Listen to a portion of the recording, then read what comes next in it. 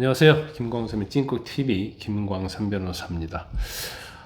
현대 문명 시대에 아주 정치권에서 야만적인 사태가 일어나고 있습니다. 지금 야당 민주당이 171석을 가지고 있죠. 이런 무소불위의 권력을 이용해서 국가와 국민을 위해서 일하는 게 아니고 단 한 명 이재명 대표의 방탄을 위해서 검사 4명을 탄핵하려고 하는 것 같습니다.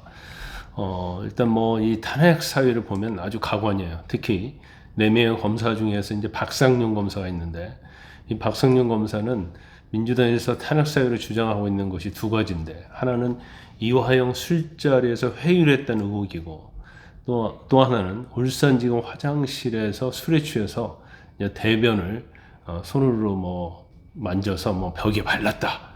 그런 탄핵 사유예요.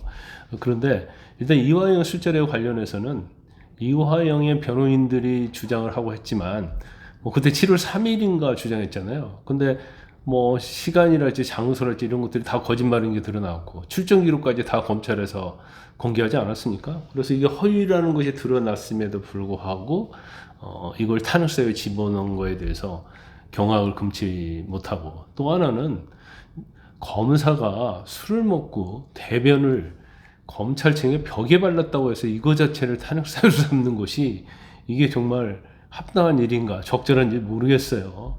그런데 이 검사가 사실은 진짜로 사실 뭐 벽에 발랐다는 게 아니고, 이 검사는 자기가 그런 소리를 한 적이 없다는 거예요.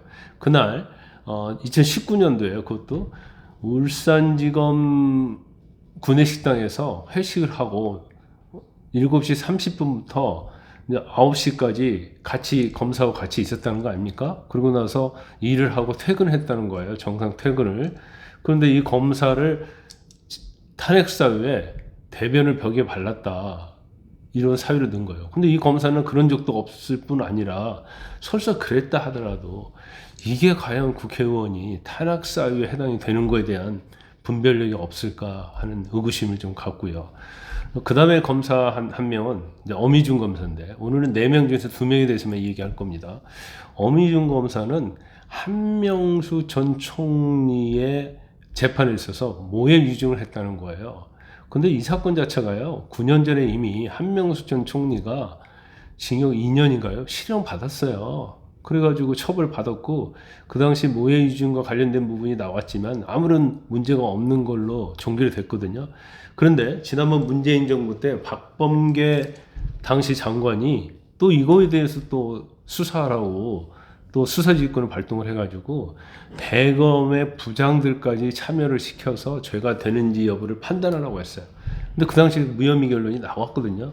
그럼에도 불구하고 명백하게 대법원 판례가 있고, 그 다음에 무혐의로 자기들 정권 때 이걸 종결했는데도 불구하고 또 이걸 탄핵 사유로 집어넣었다는 것 자체는 사실은 이 탄핵 자체가 뭐 의도적이다, 이런 걸 볼 수가 있어요. 그러면 이 탄핵 사유는 탄핵의 대상도 안 될 뿐만 아니라 이건 헌법재판소 가면 100% 기각될 확률이 뭐 크거든요. 그럼에도 불구하고 왜 이들은 이 검사들을 탄핵하려고 할까?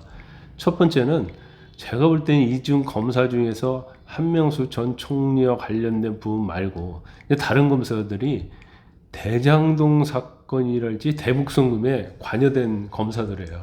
그러니까 이 검사들 하여금 수사와 기소에 참여했기 때문에 뭔가 이해되는데 보복을 하려고 하는 것이 아닌가, 이제 그런 생각이 들고요.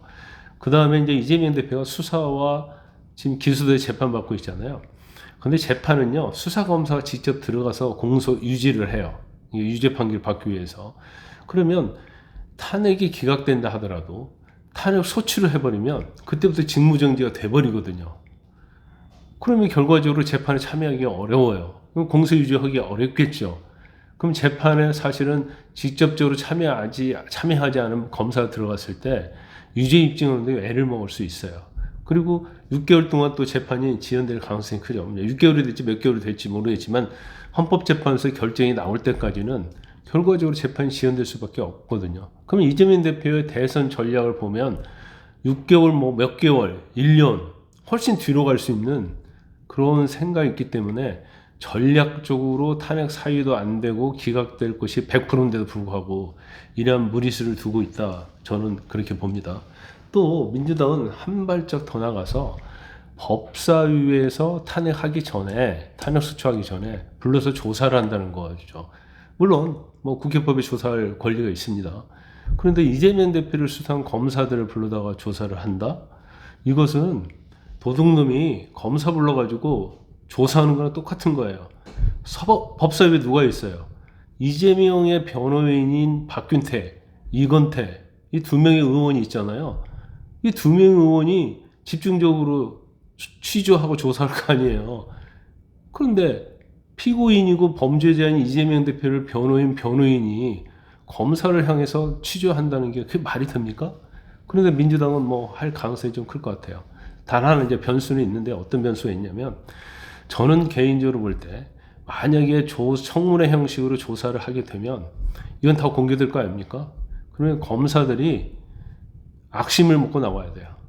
그래서 이재명 대표가 얼마나 거대한 범죄 혐의자인가에 대해서 조곤조곤 논리적으로 설명을 해야 하고 거기에 대한 증거가 뭐가 있고 근데 그런 부분에 대해서 오히려 질문을 하는 법사위원들을 압도를 해버려야 한다는 거죠.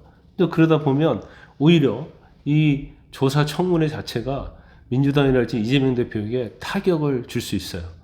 그러면 제가 볼 때는 뭐 이 과정에서 또 스타 검사도 한 명 나올 수 있다고 봅니다. 그래서 제가 이제 오늘 아침 방송에서부터 계속 검사들이 전략적으로 준비를 잘 해서 오히려 법사위원장인 정청래 아니에요. 이분은 뭐 막무가내로 뭐 진행을 하는 사람이라서 거기에 대비를 해야 한다. 그리고 법사위원들 질문에 대해서 법에 위반되지 않는 테두리에서 한 방씩 먹이면 오히려 이것을 계속 수세적인 공세를 막는 데만 치중할 게 아니고 공격하는 것이 최후의 가장 좋은 또 방어 방법이 될 수 있다고 봅니다. 저는 이번 뭐 탄핵이랄지 특검이랄지 이런 어떤 상습적인 남용을 보면서 이런 생각이 들더라고요. 아, 저렇게 양심이 없을까? 저렇게 정상적인 사고를 하지 못할까라는 생각이 들어요. 그렇다고 한다면 국회 내에서 좀 양심 회복 운동도 하고 정상적인 사고를 가질 수 있도록 반드시 의무적으로 좀 교육을 받는 그러한 어떤 시스템도 필요하지 않나 그런 생각을 해봅니다.